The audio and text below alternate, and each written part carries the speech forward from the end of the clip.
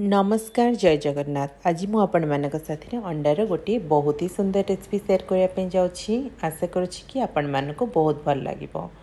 यही रेसिपीटा प्रोटीन रे भरपूर आपण को मिल, कारण ए अंडा साथी जो आपण बादाम कहती पीनट्स रो मसाला मु यूज करछि। तो चलते देखा ये रेसिपीटी मु केमती करुछि। यही रेसिपीटी बनवाई कड़े गरम करके आम किसी खाଇବା तेल नेबा। आपण जेकोसी खाଇବା तेल नहीं पारती। तेल गरम होगापर मुझे आधा टेबल स्पून जीरा पकेली, आधा टेबल स्पून आम धनिया पकेबा, 10 ରୁ 15 कोला रसुण को मुझे भल भाव छड़ेक रखी से पकेबा। रसुण दे सारापर आम देबा गोटे अलैच आ 2 ରୁ 3 लवंग। यापर आम देबा गोटे छोट पीस डालचीनी तापर आम नेबा 10 ରୁ 15 गोलमरीच।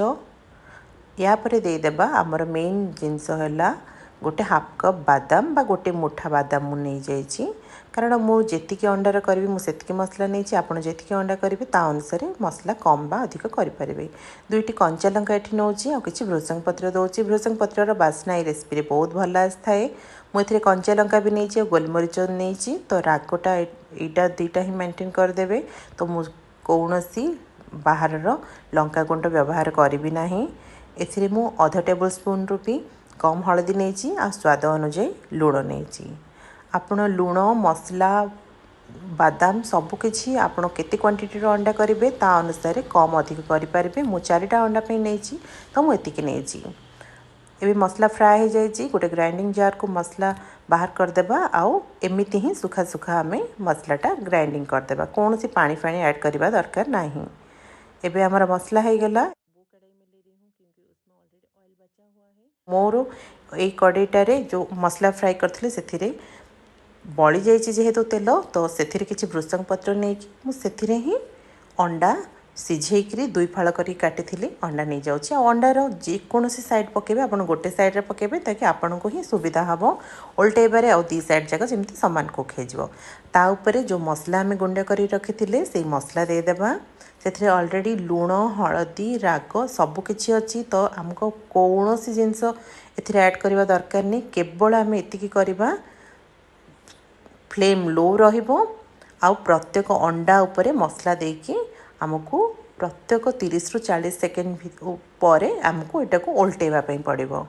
आओ ये पूरा कुकिंग प्रोसेस रे फ्लेम लो रहिबो। आ ऊपर आम मसला देबा आउ आम फ्लिप करवा। एते समय आम 2-3 थर एमती फ्लिप करी कुक करवा 30-40 सेकेंड पर्यंत गोटे गोटे साइड अंडा।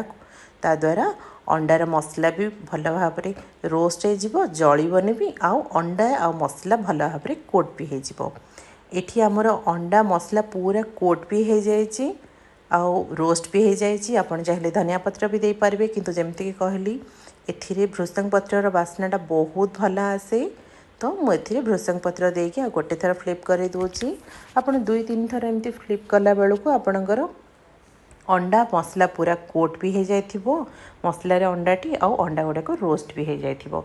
देखंतु अंडा केते सुंदर रोस्ट हो जाइछि। आम एथर सर्व करनेबा।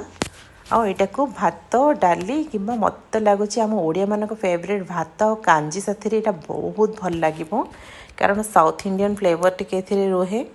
आउ खट्टा खट्टा जिनस साथी यहाँ बहुत भल लगे, कारण मु ब्रह्मपुर तो मुझा को भात और चारू साथी खाई।